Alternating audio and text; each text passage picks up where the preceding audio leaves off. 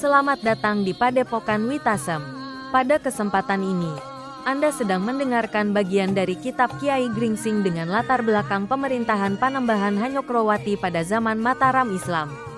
Bab yang Anda dengarkan sekarang adalah bab 1, yaitu Agung Sedayu Terperdaya. Selamat menikmati dan berbahagialah. Salam. Jantung mereka berdentang semakin cepat memukul tulang dalam dada. Tidak terlihat seseorang atau benda tercecer di hamparan tanah lapang yang berada di lembah selain tumbuh-tumbuhan. Perkemahan dan nyala obor yang pernah mereka lihat sebelumnya telah menghilang dari pandangan. "Kemana mereka pergi?" bertanya Sukro. Para pengawal tanah perdikan tidak menyadari ada sepasang mata yang berdiri mengawasi mereka dalam jarak yang cukup dekat. "Apakah mereka telah memasuki pedukuhan?" bertanya seorang pengawal. "Aku tidak tahu," jawab Sukro. Kemudian seorang pengawal yang lebih tua bertanya padanya, "Bukankah kau telah bertemu dengan Ki Gede serta Kirangga Agung Sedayu?" Sukro mengangguk. Jawabnya, "Benar, tetapi beliau berdua sepertinya juga tidak mengetahui kepergian orang-orang itu." Sambil berdiri menghadap kawan-kawan, Sukro berkata kemudian, "Aku akan laporkan ini pada Kirangga. 2 orang dari kalian pergi menemui Ki Gede. Sementara yang lain segera bergabung dengan kelompok yang dekat dengan perkemahan ini." "Bagus Sukro." Tiba-tiba terdengar orang berkata dari belakang mereka. Anak-anak muda pengawal tanah perdikan cepat memutar badan dengan senjata terhunus. Mereka melihat seseorang dalam gelap berjalan menghampiri mereka. Ketika orang itu semakin dekat dan wajahnya mulai dapat dikenali, tiba-tiba serentak anak-anak muda menoreh berseru, "Kirangga!" Agung Sedayu mengangkat tangan sambil tersenyum. "Aku berada di tempat ini sesaat sebelum kalian datang. Dan aku mendengar yang kalian bicarakan." Agung Sedayu melangkah maju lantas berkata, "Kalian lakukan yang dikatakan Sukro. Sementara Sukro akan menemui Prastowo dan melaporkan ini padanya." Anak-anak muda itu mengangguk lalu membubarkan diri menjalankan tugas masing-masing. Agung Sedayu masih berdiri mematung di tempat itu sepeninggal para pengawal menoreh. Ia bergumam dalam hatinya, apa yang menjadi rencana mereka selanjutnya? Tak lama kemudian ia bergegas memeriksa beberapa tempat bekas perkemahan untuk mencari petunjuk yang mungkin akan diperlukan. Sementara itu di tempat lain, orang-orang menoreh sangat beruntung memiliki pemimpin yang pandai menyusun siasat, desis Ki Garuwesi. Sebenarnya mereka telah bersiap, mereka menjaga setiap pedukuhan dan wilayah tanah perdikan dengan bersembunyi. Kita sangat beruntung mempunyai orang-orang yang berpengalaman dalam tugas sandi. Tempat kita bersembunyi ternyata berada di luar jangkauan mereka.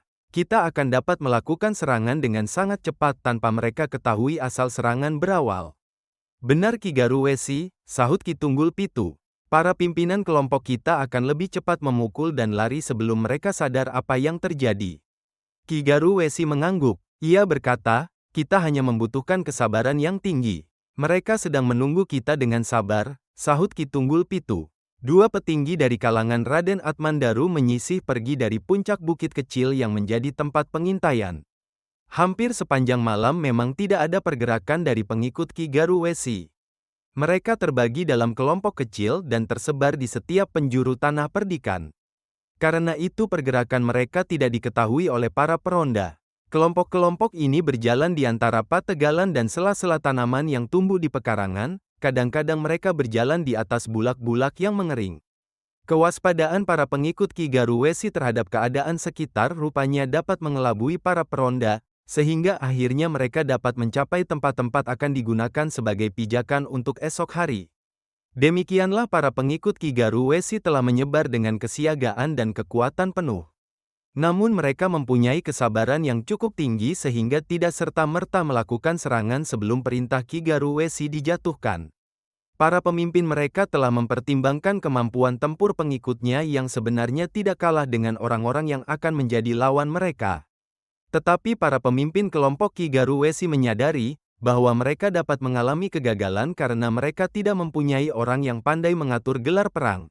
Maka akhirnya mereka bersepakat untuk melakukan satu serangan yang benar-benar akan melumpuhkan kekuatan tanah perdikan menoreh sekali gebrakan. Meskipun perintah untuk menyerang belum mereka dapatkan, mereka telah bersiap dengan senjata yang tergenggam erat. Mereka telah bersiap seandainya pengawal tanah menoreh atau pasukan khusus tiba-tiba datang menyergap. Apakah yang dapat terjadi bila kita lakukan hal ini selama 2 malam? Bertanya Ki Tunggul Pitu. Akan terjadi keresahan di antara orang-orang kita. Mereka akan kehilangan pengamatan diri, lalu bahaya datang dan melibas semua kekuatan serta harapan yang telah lama kita mimpikan, jawab Ki Garuwesi. Ki Tunggul Pitu mengangguk. Katanya, kita sebenarnya mempunyai kemampuan dan keberanian yang sama dengan para prajurit pasukan khusus. Kita juga merupakan sekumpulan orang-orang yang mempunyai ketahanan diri yang cukup saat melakukan pekerjaan. Namun apabila keadaan yang demikian ini berlangsung hingga beberapa malam tentu akan mempengaruhi ketegaran seseorang.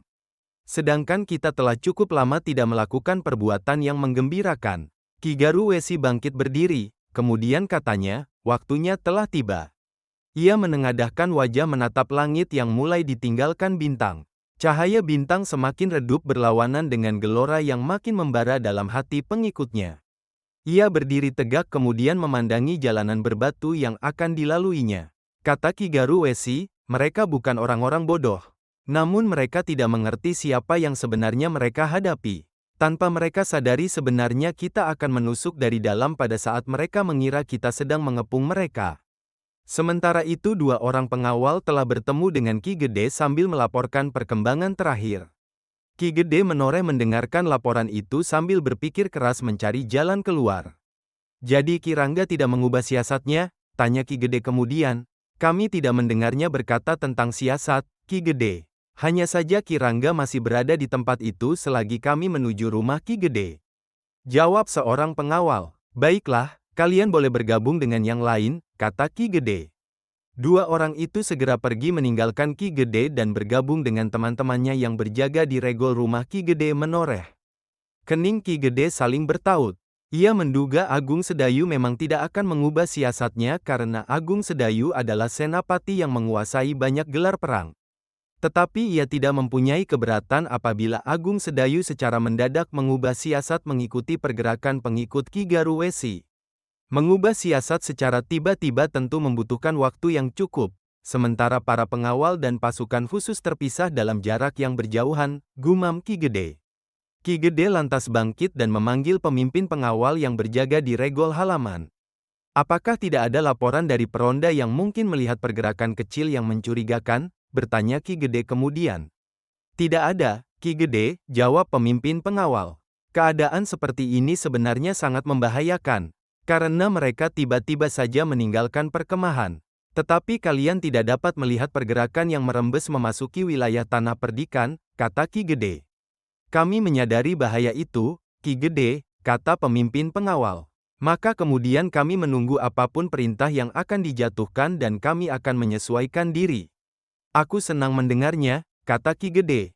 Lantas pemimpin pengawal itu minta diri untuk kembali ke gardu jaganya. Di rumah Agung Sedayu pada saat itu, Agung Sedayu dengan wajah sungguh-sungguh duduk bertiga bersama Sekar Mirah dan Ki Jayaraga. Mungkin mereka ingin mengacaukan ketahanan jiwa orang-orang tanah perdikan, terutama para pengawalnya, kata Ki Jayaraga. Kita harus mengakui dengan jujur bahwa siasat mereka untuk tiba-tiba menghilang itu memang berhasil. Sekar Mirah mengerutkan kening lalu bertanya, apa yang menjadi ukuran keberhasilan itu, Kiai? Bukankah kita saat ini masih menebak arah mereka pergi? Sedangkan kita juga belum mengetahui dari mana mereka berasal, jawab Ki Jayaraga. Dan ternyata mereka memang berhasil membangun kebingungan di antara kita. Lalu Sekar Mirah berkata, meskipun saya belum dapat menerima penilaian Ki Jayaraga, namun saya dapat mengerti maksud Kiai. Kita harus dapat memancing mereka keluar, kata Agung Sedayu. Ki Jayaraga menatap lurus padanya. Lalu ucapnya, apa yang kita lakukan, Ger? Sementara kita tidak mengetahui keberadaan mereka sekarang.